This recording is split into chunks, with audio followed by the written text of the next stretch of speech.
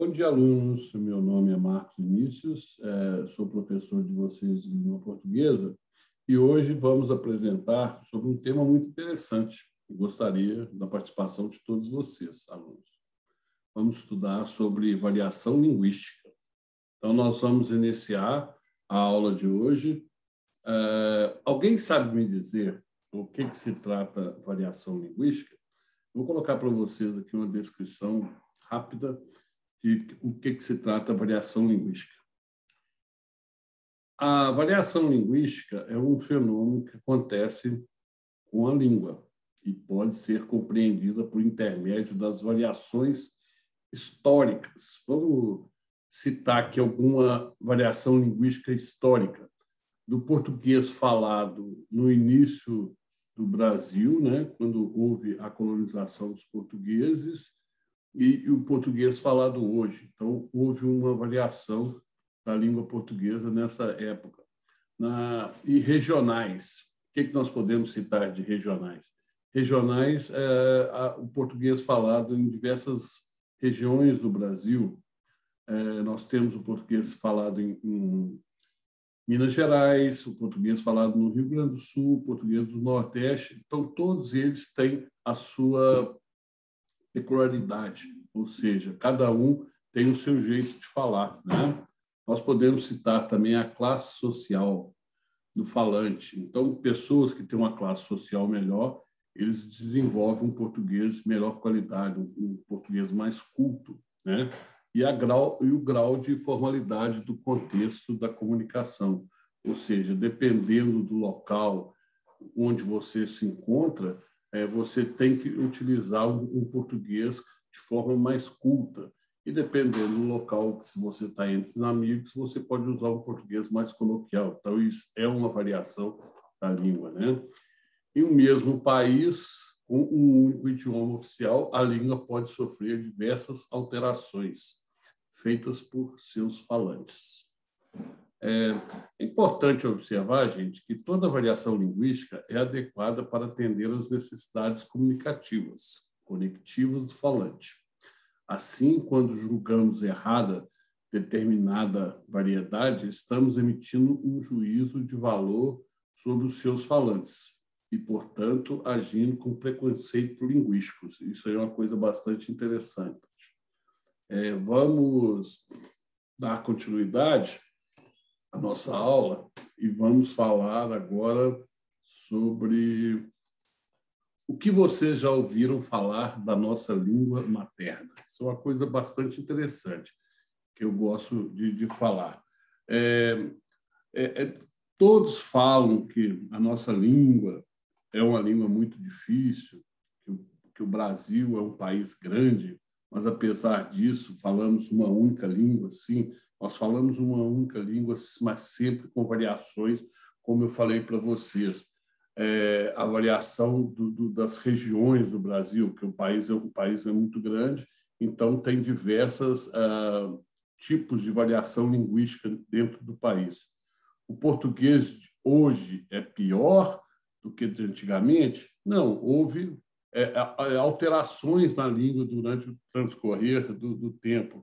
Então, hoje, o português falado é um português diferente do que estava sendo falado, né, antigamente. Então, tem todos esses mitos aí, né, que apoiam sobre nossa língua materna. Vamos discutir algumas coisas a esse respeito e eu vou colocar mais um slide aqui para vocês verem. Aqui, vamos lá, vamos dar continuidade à nossa aula aqui. O Brasil é um país em que se fala uma única língua? Sim, é o país que fala o português. Porém, nós temos diversas variações da nossa língua dentro do país, por ser um país bastante grande, um país continental. Então, cada região do Brasil tem a sua variante linguística. Por que é difícil compreender o português falado em Portugal? Porque é uma outra variante linguística, né? O português de Portugal. Não é a mesma língua? Sim, é uma mesma língua, mas só que quando os portugueses colonizadores vieram para o Brasil, foi criada uma nova variante da língua no Brasil. Então, por esse motivo, tem essas diferenças, né? Brasileiros da região norte, nordeste, sul, centro-oeste, sudeste falam exatamente do mesmo jeito? Não. Apesar de ser português, todos têm o jeito de falar, né? Então, cada um tem a sua variante linguística. Então, tem palavras e expressões que são utilizadas em cada região do país que nem pessoas que falam a mesma língua conseguem saber o que se trata, né? É possível perceber em falantes nascidos na mesma cidade diferenças no modo de falar? Quais diferenças? Nesse caso aí, gente, pessoas nascidas na mesma cidade com diferenças no modo de falar, a gente vai mais para o lado social, né? Porque também existe a diferença linguística na classe social, ou seja, pessoas com uma classe social melhor, eles falam português mais culto que pessoas que não têm uma classe social muito boa, no caso, né? As pessoas falam do mesmo jeito que escrevem. Isso é uma outra coisa também bastante interessante. Desculpe. Não, as pessoas não falam das mesmas formas que elas escrevem, porque normalmente, quando você vai escrever, você tenta usar um português mais culto, ou seja, utilizando as regras gramaticais. E quando se fala, nem sempre utiliza todas as regras gramaticais para se falar, né? Nós nos expressamos da mesma maneira em todos os lugares e momentos? Isso é uma coisa bastante interessante. Não, também. Quando a gente está numa turma entre amigos, a gente vai utilizar um português mais coloquial, né? E quando a gente está numa entrevista de trabalho, uma coisa nesse sentido, a gente utiliza um português mais culto, né? Então, isso aí é uma variação de classe, de situações, de locais, né? É possível identificar as características sociais do falante, origem geográfica, nível social, sociocultural, sexo e idade, depois de ouvir algumas poucas palavras pronunciadas por ele? O que vocês acham? Lógico que sim, né? Origem geográfica, a pessoa começa a falar, a gente mais ou menos nota de qual região do Brasil que essa pessoa é. Nível sociocultural, a pessoa começa a falar, nós sabemos que a pessoa tem um nível cultural melhor do que a outra. Do sexo, a mesma coisa. A pessoa do sexo masculino, ela fala diferente da pessoa do sexo feminino. E idade. Idade também tem também a diferença de variação, pois as pessoas com idade maior, elas não vão falar com pessoas mais novas, que utilizam muitas gírias, esse tipo de coisa, né? Então, eu acredito que com essas coisas que nós vimos aí agora, vocês podem ver a variação linguística, ela é bastante ampla, né? No sentido que ela pode atuar na parte geográfica, na parte nível social, cultural, sexo e idade. Então, é uma coisa bastante interessante. Nós vamos agora dar continuidade na nossa aula e eu vou passar para vocês um trabalho para a gente desenvolver. Nós vamos organizar um grupo e eu vou distribuir textos para esses grupos. São textos distintos, porém, cada grupo receberá um texto em comum, que é a Carta de Pero Vaz de Caminha ao Rei de Portugal. Então, esse trabalho que nós vamos fazer, vamos explorar, escrever hipóteses levantadas em cada texto desses livros, ou seja, nós vamos verificar qual que é a variação da língua em todos esses detalhes desses textos lidos, né? Nós vamos, eu vou colocar aqui no quadro, no slide, alguns textos, todos os textos, e nós vamos ler eles, e esses textos vão estar à disposição de cada grupo. Então, nós vamos colocar o primeiro texto aqui, que é a Carta de Pero Vaz de Caminha para o Rei de Portugal, né? É uma carta, então, gente, nós vamos ver que essa variação linguística aqui, é um português que foi escrito em 1500, né? Então, tem a carta na parte de cima, como vocês podem ver, que é o original que foi escrito, e hoje ela escrita no português mais moderno. Porém, vocês podem utilizar que são expressões utilizadas que hoje não se utilizam mais, né? Então, vamos ler aqui. Senhor, posto que o capitão-mor dessa vossa frota e os outros capitães escrevam a vossa alteza, dando notícia do achamento dessa vossa terra, que nesta navegação agora se achou.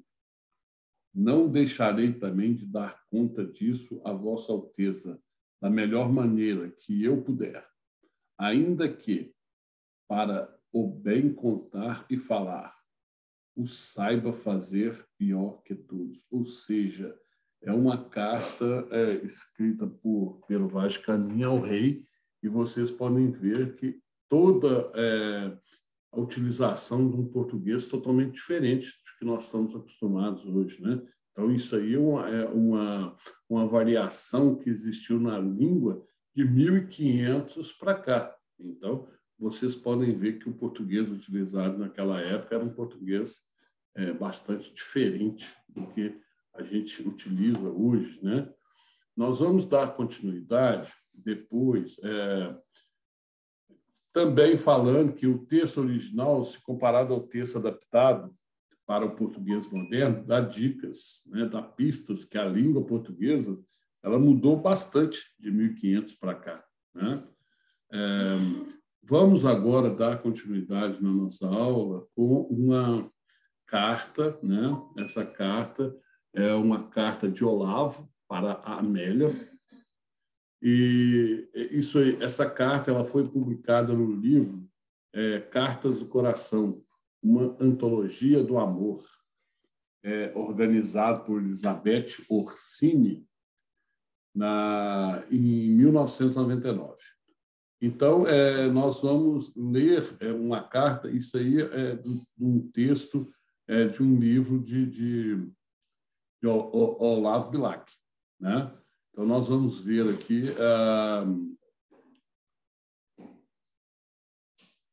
Então, o Olavo Bilac, tá no final ali, tem Olavo, que foi o Olavo Bilac, poeta muito importante da nossa literatura brasileira, que escreveu essa carta, né, para a Amélia.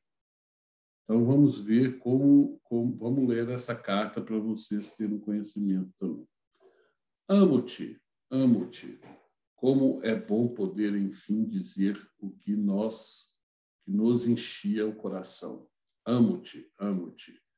Amo-te cegamente, loucamente, mais do que tudo. Desculpem, mais que a tudo. Amo-te porque és, para mim, a melhor, a mais pura, a mais santa de todas as criaturas. Amo-te porque tu, meu orgulho, é minha vida. Foste a única mulher que me soube fazer conhecer toda a divina delícia, toda suave tortura do verdadeiro amor. Amei-te no primeiro dia em que te vi. Amei-te em silêncio, em segredo, sem esperança de te possuir e sem refletir. Não quis saber quem eras, nem quis saber se me poderias amar. Amei-te e amo-te cada vez mais. Estou em São Paulo por tua causa. Trabalhei, trabalharei, farei sacrifício de tudo. Lutarei contra tudo, mas juro-te que serás minha, inteiramente minha, unicamente minha. Amo-te, amo-te, amo-te. Então, como vocês podem ver, a gente verifica nessa carta aí, né? É uma carta de amor, né? Que foi feita, uma carta escrita por Olavo Bilac no final do século XIX, e aqui a gente pode citar nessa carta aí a quantidade de pontos de exclamação que aparece na carta, revelando, né, o ardor do namorado, né, dos namorados. Vai comentar também o uso do pronome tu na frase. Isso é bastante interessante. Então, são coisas dessa época, citando também a variação que existia nessa época que foi escrita essa carta de Olavo Bilac. Vamos para um próximo texto, gente. Esse texto aí é um texto, vamos lá, é um texto que é uma carta escrita, né? Uma carta escrita para uma pessoa jovem ou velha. No caso aqui, parece ser uma pessoa mais jovem, né? Supostamente uma idade menor. E vocês que usam bastante gírias nessa carta, né? Então, mas a gente vê que essas gírias não são umas gírias muito atuais, pois essa carta foi escrita em 1985. Então, tudo que são as gírias que utilizavam no momento, né, de 1985. Então, vamos ler? Querido Cacau, puxa, que saudade, meu. Fazia uma cara que não falava com você e havia sinceramente prometido não falar mais. Mas a saudade foi maior que as minhas aspirações. E aqui estou completamente vencida e disposta a falar até desentalar tudo que está na garganta ou só para parar quando você cansar. Pois é, meu, quanto tempo! Puxa, não acredito. Como pude ficar tanto tempo sem falar com você? Recebi suas cartas, mas estava, na realidade, completamente de cara. Como você. E explico por quê. Passei a acho ainda, você é completamente egoísta. Isto é, egocêntrico, individualista, um monte de coisas que condeno. Então, pessoal, vamos falar um pouco sobre essa carta aí. Essa carta é uma carta que foi escrita, né, por uma pessoa jovem, né, por uma outra, e com gírias, mas são gírias que não são gírias atuais. Ou seja, aí é uma carta manuscrita, ou seja, que se hoje uma pessoa fosse passar uma coisa dessa para outra, isso aí seria no WhatsApp ou em outro tipo não numa carta escrita. Então, vocês estão vendo também que como existe a variação no local também, porque antigamente se escrevia carta à mão, né? Então, tem todos esses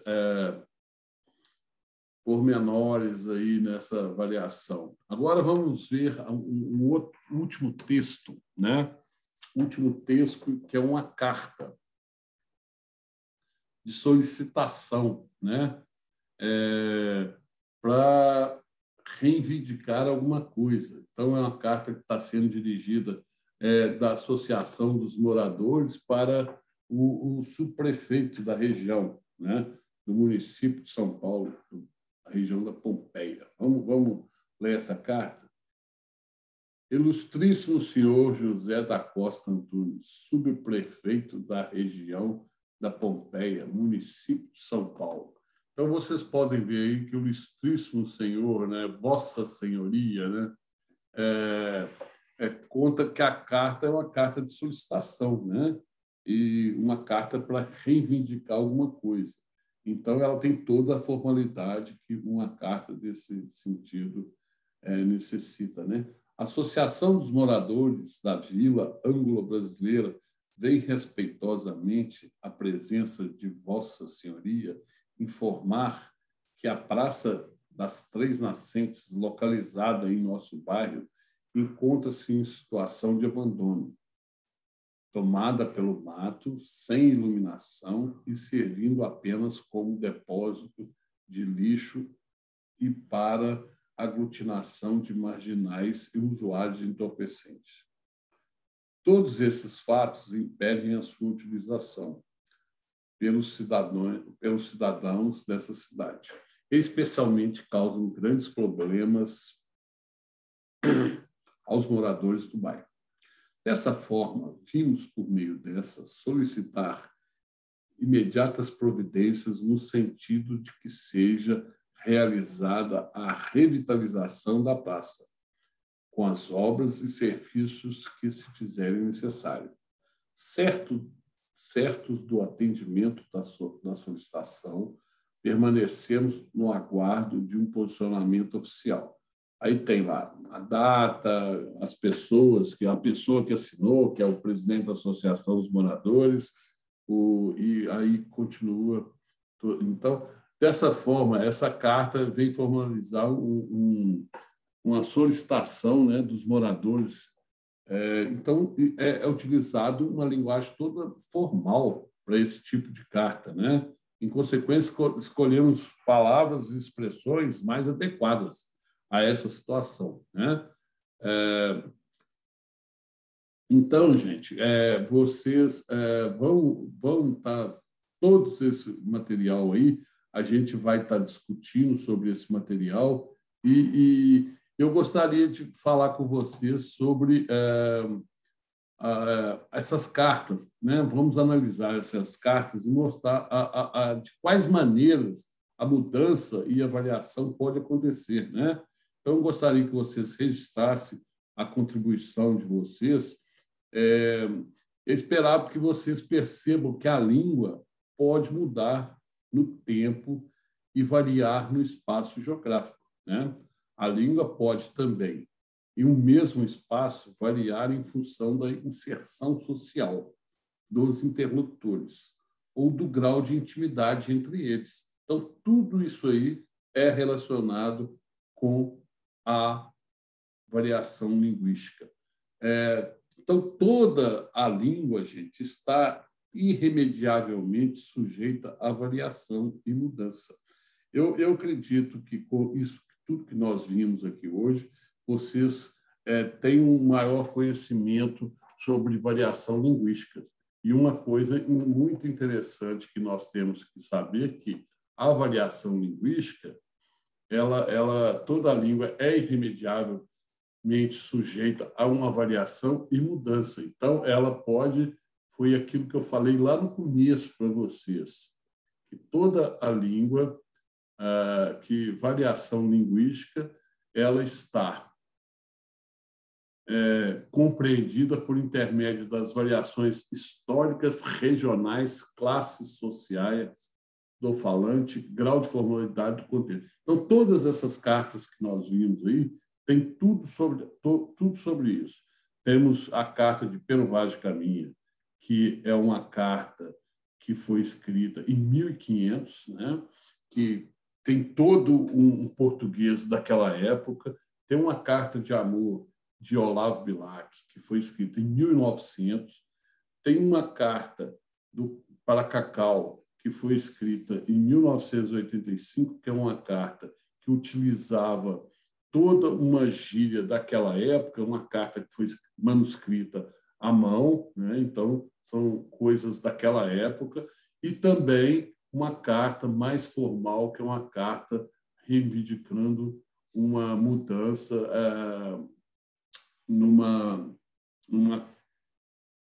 essa carta aqui, desculpem, dos moradores da Vila Anglo-Brasileira, que pedem ao subprefeito que modifiquem a iluminação da praça, a conservação da praça. Então, isso aí eu acredito que vocês tenham tido um bom conhecimento sobre a variação linguística, né? Eu agradeço a todos vocês pelo esse momento de ter passado essa aula para vocês. Obrigado e até a próxima aula.